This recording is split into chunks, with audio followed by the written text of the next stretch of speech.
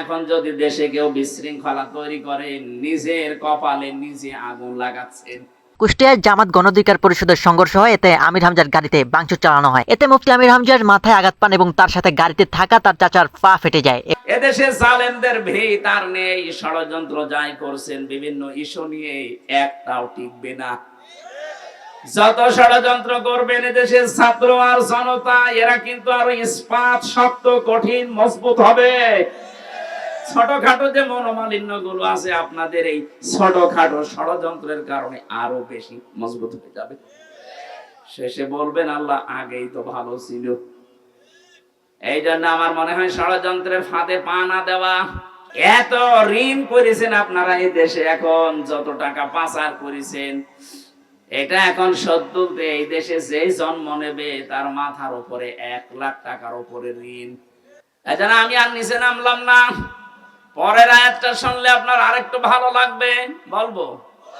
আপনি আবার অন্যদিকে নেবেন না, দেখবেন মেলে কিনা। আল্লাহ পাক বলেন ফাতিল কাবুয়ুতুহুম খাবিয়াতাম বিমা যালামু ইন্না ফি যালিকা লাআয়াতান লিকাওমিন ইয়ালামুন। আল্লাহ ফা দিয়ে আয়াত শুরু করলেন। ফাতিলকা এই সেই ঘর, বাইতুন এক বচন, বুয়ুত বহু বচন, হোম মানে তাদের। আল্লাহ বলেন এই সেই ঘর। এই যে তাকান, এই সেই ঘর। তিনি যেন আঙ্গুলে ভাবে দিয়ে আমাদেরকে দেখাচ্ছেন, হে নবী আপনি দেখতে পান না, এই সেই ঘর। খাবিয়াতান যেগুলো জনশূন্য করে দিয়েছি, বিমা সালামু তাদের জুলুমের কারণে। কি জুলুম করেছিল তারা। মাটির নিচে যে আয়না ঘরের কথা বলছিলেন, আমি তো মাত্র 10 দিন ছিলাম, আমি টের পেয়েছি যে মানুষ কত নিকৃষ্ট হতে পারে। ওখানে কত মানুষ 2 বছর 5 বছর 8 বছর 10 বছর 14 বছর পড়ে আছে, কেউ জানে না। এত বড় বড় নখ হয়ে গেছে, চুল দাড়ি গপ মনে হচ্ছে জঙ্গল থেকে বেরিয়ে আসতেছে। কিছু কিছু মানুষ এই বড় বড় নখ দিয়ে দেওয়ালের সাথে খুশিয়ে খুশিয়ে লিখে রেখেছে যে ভাই যদি বাইরে যেতে পারেন তবে নাম্বারে একটু বলবেন যে আমি বেশি আছি। টের পাচ্ছেন? 10 দিনই আমার জীবন অতিষ্ঠ হয়ে গেছে, আমার মাজা এখনো পর্যন্ত ব্যথা। মুফতি ফখরুল ইসলাম আমার সাথে ছিলেন, উনি বলছিলেন হামজা ভাই আপনার সাথে কি করে জানি না, তবে আমার এই পায়ের ভেতর দিয়ে হাত দিয়েছে এইভাবে, পায়ের ভেতরে হাত দিয়ে সামনে যে লোহার ব্যারিকেড দেওয়া ওর সাথে আটকে হ্যান্ডকাপ দিয়ে লাগিয়ে দিস। 2 মিনিট 5 মিনিট না, বছরের পরে বছর 1.5-2 মিনিট সময় দিতে টয়লেট করার জন্য। সকালে কয়েকটা পচা ছোলা দিয়েছে তো দেখতাম, দুপুর বেলা দিয়েছে, যা খাবার মনে আছে কেউ মাখিয়ে দিয়েছে, পারলে খান না বলে রোজা রাখেন। মাঝে মাঝে ভাবতাম আল্লাহ যারা দায়িত্বে এখানে আছে এরা বাইরে যেয়ে সংসার করে কি করে। এদের তো মা বাবা স্ত্রী সন্তান আছে, এদের তো বন্ধু বান্ধব আছে, বাইরে যেয়ে এরা মিলামিশা করে কি করে। অবশ্যই এরা লাল পানি খায় অথবা ওরা ঘুমের বড়ি খায়, তাছাড়া স্বাভাবিক ভাবে জীবন এই দৃশ্য দেখে যাওয়ার পরে ওদের বাইরে যেয়ে সংসার করা সম্ভব না। এত বড় জুলুম যেখানে করেছিলেন, বিভিন্ন নেতাদের বাড়িতে সন্তান টর্চার সেল আছে, আবরার ফাহাদকে পিটিয়ে মারার মতো জায়গা বানিয়ে রেখেছে। এরকম কঠিন ভয়ঙ্কর দৃশ্যগুলো যারা তৈরি করলেন, আল্লাহ পাক বলেন এই জুলুমের কারণে ওদের বসবাসের ওই ঘর বাড়ি আমি আজ বিরান জনশূন্য উজাড় গৃহ বানিয়ে দিয়েছি। এর বাস্তব প্রমাণ বাংলাদেশ। আপনি আমার কুষ্টিয়ায় চলেন, হানিফের বাড়ি দেখতে, কি জৌলুসপূর্ণ বাড়ি, কি জাঁকজমকপূর্ণ ঘর, অথচ এখন মনে হচ্ছে জাতীয় টয়লেট। শুধু এইটা না, গত পরশুদিন আমি দিনাজপুরে ছিলাম, ওখানকার যিনি এমপি ছিল, মন্ত্রীও ছিল এক সময়, সেই লোকটার বাড়ি আমাকে দেখাতে নিয়ে গেল। কি অবস্থা, আমার মনে আছে 8-9 জন মিলিয়ে একসাথে টয়লেট করছে। মনে আছে জাতীয় টয়লেট পেয়েছে, অথচ কয়েকদিন আগে ওখানে মানুষ গিয়ে দুর্বিসন্ধি করতো, ষড়যন্ত্র করতো মনমতার বিরুদ্ধে, ইসলামের বিরুদ্ধে, মুসলমানদের বিরুদ্ধে। আপনি মিলাতে পারছেন না, আল্লাহ যেন দেখিয়ে দিচ্ছে এই সেই ঘর, এই সেই, বলেন। আপনি ঢাকা ধানমন্ডি যান, এই সেই ঘর। আজকেও পেপারে দেখলাম 4-5 জন একসাথে বসেছে টয়লেট করতে, প্রসাব করছে, মনে হচ্ছে একবার দল বেঁধে চলে গেছে। আমার বাস্তব জীবনের একটা কাহিনী আমি শিক্ষার জন্য বলি। 2016 সালে গিয়েছিলাম হজে। আমি তাওয়াফ করা শেষ করলাম, তখন বেশ ভালোই লাগছিল। হঠাৎ আমি উপরে গিয়ে যেই দাঁড়িয়েছি দেখি আমার পেটে মারাত্মক ব্যথা। এক পুলিশকে ডাক দিয়ে বললাম, ভাই এতক্ষণ তো ভালোই ছিলাম, এখন আমার পেটে ব্যথা করছে, খুব যন্ত্রণা। পুলিশ আমার দিকে তাকিয়ে ওর ভাষা দিয়ে বলছে, ইয়া হাজি ওর হজ্জাত আয়না বিলাদুকা। ও হাজি, দেশ কোথায়? আমি জি, তুমি বাংলাদেশ। বাংলাদেশ থেকে এসেছি। আমারে বলছে, আপনি এটা কোন জায়গা জানেন না? না তো। বলছে, এটা আবু সাহেলের বাড়ি, আপনি এখনো পায়খানা না করে দাঁড়িয়ে আছেন, তাড়াতাড়ি করেন। হ্যাঁ, সত্যিই পায়খানা করে দেখি আমার পেটের ব্যথা ভালো হয়ে গেছে। আমাকে জানাতে চেয়েছে, হামজা এত টাকা খরচ করে আসলে 6000 কিলোমিটার দূর থেকে, আর এই শয়তানের বাড়ি পায়খানা না করে চলে যাবা, তাড়াতাড়ি করো। আমার তো মনে হচ্ছে ওই দৃশ্যের পরে বাংলাদেশে বহু জালেমের বাড়ি ঘর আল্লাহ জাতীয় টয়লেট বানিয়ে দেবে। দেশের মানুষের পেটে ব্যথা হবে, বিভিন্ন রকমের মান্যত করবে, ওখানে সে পুরা করবে। এক কথা বলেন না কেন? এখান থেকে আগামী প্রজন্ম যারা যারা যেন শিক্ষা নেয়, এজন্য আগে তিলকার আগে ফা দিয়েছেন, এটা ব্যাখ্যা। আল্লাহ বলেন শুধু এইটাই না, পরবর্তী যারা পৃথিবীতে জালেম হবে, জুলুম করবে, যেখানে বসে ওই জায়গাটা আল্লাহ অভিশপ্ত করে দেবে। এখানে আগামী যারা ক্ষমতায় বসবেন তারা যেন জালেম হয়ে না যান। আমি আশা করছি কথা বোঝাতে পেরেছি। এরপরেও যদি কেউ না বোঝার ভান করেন, এদিকে আসেন, ঝড়ি কোদাল দিয়ে বোঝাচ্ছি। এটা আমি আয়াত খেলা করার জন্য পড়ি নাই। আগামীতে যারা চেয়ারে বসবেন তারা যেন জালেম হয়ে না যান, শিক্ষা নেবেন। 5 বছর হয়তো জুলুম করবেন, জনতা কিন্তু জেগে উঠবে।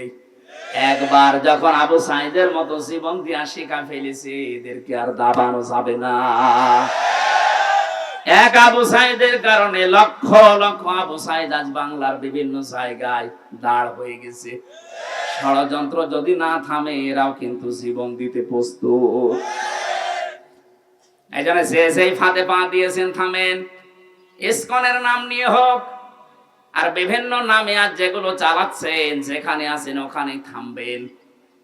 এটা কিন্তু ইন্ডিয়া না, এটা এখনো বাংলাদেশ। এদের হয়তো আর কিছু নেই, যতটুকু ঈমান আছে ঈমানের সামনে দাঁড়ানোর ক্ষমতা এখনো কারো নেই। কথা বলেন ঠিক কিনা? আমরা আর কিছু না মানি, অন্তত এটা বিশ্বাস করি যে আল্লাহ একজন আছে। এক কথা বলেন না কেন? আমার মনে হয় শুধু আমরা না, এদেশে আমরা যারাই বাস করি অন্য ধর্ম অনুসরণ করতে পারে, কিন্তু উপরওয়ালা একজন আছে, এই কথা তারাও বলে। কথা বলেন। আপনি পিনাকি ভট্টাচার্যের দিকে তাকান, আমার মনে হয় যে ওর 100টা কথা বললে 90টা আল্লাহর নামে বলে। অথচ নাম দেখেছেন, ধর্ম দেখেছেন পিনাকি ভট্টাচার্য, হিন্দু মানুষ। আপনি গয়েশ্বর বাবুর কাছে যান, 14টা কথা বললে আমার মনে হয় 10টায় আল্লাহর নামে বলে। সবাই এই পৃথিবীতে যারাই আছে, বিশেষ করে এই বাংলাদেশে, এরা সবাই বিশ্বাস করে আল্লাহ একজন আছে, উপরওয়ালা একজন আছে। কারণ বিপদে পড়লে আমরা দেখি দলমত থাকে না, সবাই তখন ডাকে কাকে? আমি ছোটবেলায় বরিশালে পড়তাম, ওই সময় ব্রিজ ছিল না, নৌকায় যাওয়া লাগতো। লঞ্চে টলারে নৌকায় যখন যাচ্ছি, হঠাৎ দেখি ঝড় উঠেছে নৌকায়, টলাটলি করে নৌকা। আমরা যারা মুসলমান আছি বলছি লা ইলাহা ইল্লাল্লাহ। একজন দাদা হিন্দু আর দাদি দুইজন মিলে আমাদের সাথে পড়ছে লা ইলাহা ইল্লাল্লাহ। কি গো, চেহারা দেখে মনে হয় অন্য ধর্মের। এই যে এখানে কি দেওয়া থাকে, তিলক। ডাক দিয়ে বললাম, দাদা মুসলমান হয়েছেন কবে? হইনি। কালেমা পড়লেন? যে ঝড় উঠেছে ও কালী দুর্গার কাজ না, আল্লাহ লাগবে। বিপদে পড়লে সবাই ডাকে কাকে? আমরা আজকে শিক্ষা নিয়ে যাওয়া লাগবে। আল্লাহ পাক যদি জালেমদের বাড়ি ঘর জনশূন্য করে দিয়ে টয়লেট বানিয়ে দিতে পারে মাত্র 3 মাসের ব্যবধানে, 3 বছর যেতে দেন, ওই জায়গাতে মানুষ ঘৃণা করেও যাবে না।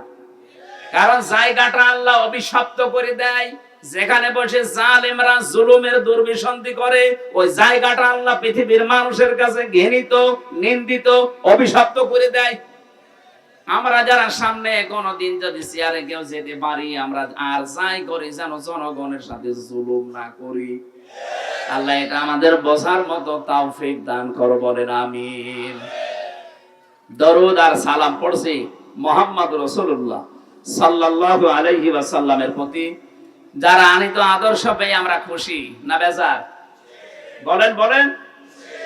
এই জামানায় যদি হযরতে মুসা আলাইহিস সালাম আসতেন, হযরতে ঈসা নবী পর্যন্ত আসতেন, আর তারা যদি আমাদের নবী মুহাম্মদ রাসূলুল্লাহকে না মানতেন, বিশ্ব নবী জানিয়ে গেছেন আমি নবুয়ত পাওয়ার পর থেকে কিয়ামত পর্যন্ত যদি মুসা নবী ঈসা নবীও আসে আর আমার আদর্শ বাদ দিয়ে নতুন কিছু মেনে চলে, নবী হওয়ার পরও তারা জাহান্নামী। আপনি এই কথার ওজন টের পাচ্ছেন? এত বড় নবী, আল্লাহর সাথে যিনি কথা বলতেন কালিমুল্লাহ, আল্লাহর রূহ বলা হয় হযরতে ঈসা রূহুল্লাহ, এই সমস্ত নবী এখন যদি আসতেন আর মুহাম্মদুর রাসূলুল্লাহর আদর্শ বাদ দিয়ে যদি অন্য কাউকে মেনে চলতেন, তারা পর্যন্ত জাহান্নামী হয়ে যেতেন। তা আপনি যাকে মেনে চলেন, যার আদর্শ মতো চলেন, উনি কি মুহাম্মদুর রাসূলুল্লাহর চাইতেও দামি? আমি ইঙ্গিত দিলাম, জ্ঞানী মানুষ আশা করছে আপনি বুঝে ফিরেছেন। এরপরও যদি কেউ না বোঝার ভান করে থাকেন, আপনার এখানে বসে নবী ওয়াজ করলো আপনার কাজ হবে না। এই কোরআন কিন্তু নবীজি আবু জেহেলের সামনেও যেভাবে পড়েছিলেন, আবু বকরের সামনেও ওইভাবেই পড়েছিলেন। আবু জেহেল কোরআন শোনার পরে তার শয়তানি বেড়ে গেছে, আর আবু বকর কোরআন শোনার পরে তার ঈমান যা ছিল আরো বেড়ে গেছে। এইজন্য এখানে যারা বসেছেন, যদি আবু বকরের মতো মন নিয়ে বসেন, ঈমান যা আছে মাস্ট বি আরো বাড়বে। জাদাতুহুম ঈমানা, তাদের ঈমান বাড়তেই থাকবে।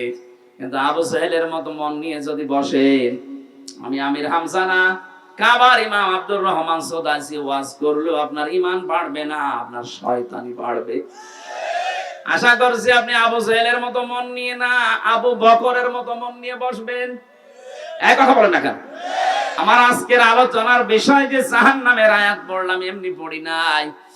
পৃথিবীতে যে সেই ধরনের অপরাধ করবে, আল্লাহ পাক তাকে ওই জাহান্নামের দরজা দিয়ে প্রবেশ করাবে।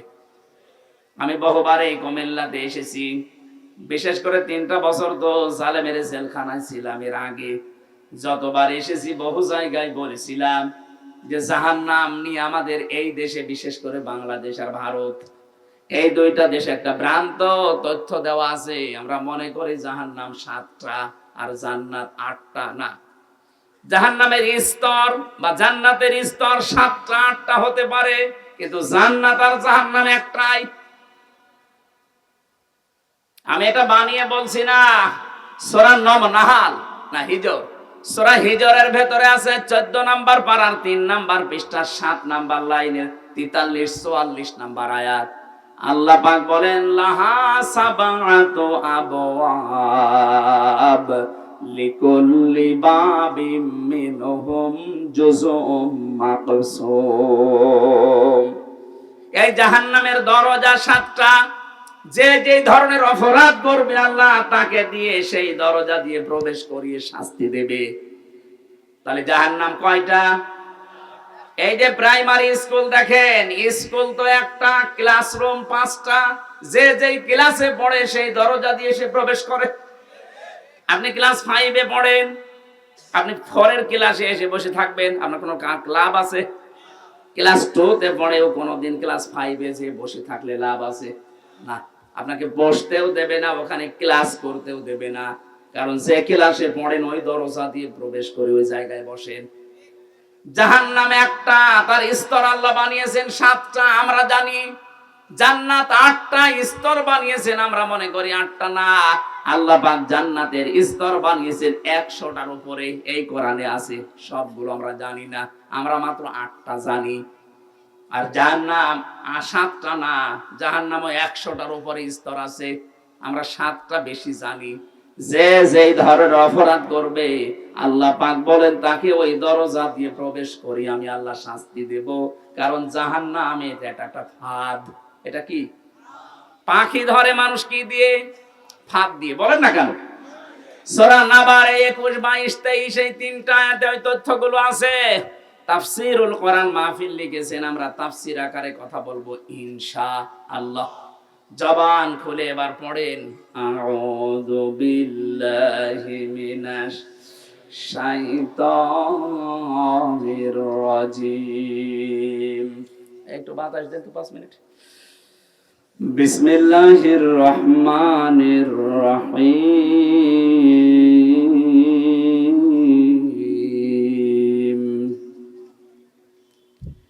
ইন্না জাহান্নামা কানাত মিরসাদা লিত্তাগিনা মাআবা লাবিসিনা ফিহা আহকাবা। সাদাকাল্লাহুল আযীম। সূরা নাবা। নাবা মানে এই আপনারা ঘুমাচ্ছেন, এটা ক্লাস চলছে, 1 ঘন্টার ক্লাস চলছে, ছাত্রের মতো জবাব দেবেন। 1 টু ছেলে মেয়েরা যেখানে জবাব দেয় কি করে? জি বলে এইভাবে বলবেন। যদি বলতে না পারেন যে ক্লাসে আছেন, আপনাকে কিন্তু নামিয়ে দেওয়া হবে। এক ছেলে যে কাঁদছিল বাবার কাছে, আব্বা কি হয়েছে? রেজাল্ট দিয়েছে। রেজাল্ট দিয়েছে, কাঁদিস কেন? ফেল করেছিস?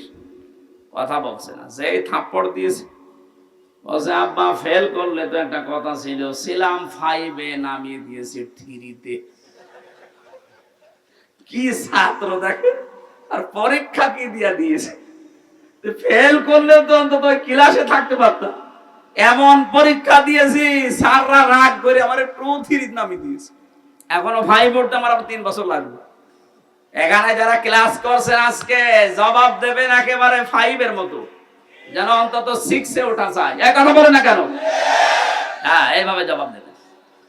আজকের আলোচনাটা গুরুত্বপূর্ণ এই জন্য, পৃথিবীতে আমরা যে যেই ধরনের কাজে আছি, অপরাধে আছি, আমলে আছি, এইটা দিয়ে আল্লাহ জাহান্নামের ওই দরজা প্রস্তুত করে রাখবে। কারণ এটা একটা ফাঁদ, আমাদেরকে ধরার জন্য আল্লাহ বানিয়েছেন। আমরা এখন নিজেরাই চিন্তা করব যে আমাদের জীবনের দিকে একটু তাকাই, আসলে আমি কোন দরজা দিয়ে প্রবেশ করার মতো উপযুক্ত হলাম। যদি হয়ে থাকি তাহলে এই মুহূর্তে রাস্তা বাদ দিয়ে জান্নাতের 100টা স্তর আছে, যে কোনো একটা রাস্তায় আমি দৌড়াবো। কথা বলেন না কেন? আশা করছি আপনি বুঝবেন যদি স্থির থাকেন। আল্লাহ বলেন অবশ্যই জাহান্নাম কানাত মিরসাদা, এটা একটা ফাঁদ, এটা আমি বানিয়েছি। কেন এ ফাঁদ বানালাম? কাদের জন্য? লিত্তাগিনা মাবা। 1 নম্বরে যারা দুনিয়ায় সীমা লঙ্ঘন করে, 2 নম্বরে এই পৃথিবীর ময়দানে লাবিসিনা ফিহা আহকাবা। 1ম নাম্বার কারণটা আমরা শেষ করি আগে।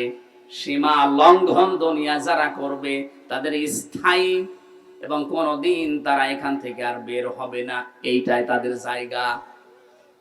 তাহলে 1ম নম্বরে জাহান্নামে, এই যে একটা নাম, এটা যে দরজাগুলোর নাম বলছি, জাহান্নাম একটা, লাজা একটা, হতমা একটা, হাবিয়া একটা, সাঈর একটা, সাকার একটা, এরকম 7টা দরজা, মেন দরজা আছে। আর ছোটখাটো দরজা 100টার উপরে। এর প্রথমটায় ভয়ঙ্কর একটা নাম, জাহান্নাম। নাম কি? বলেন বলেন।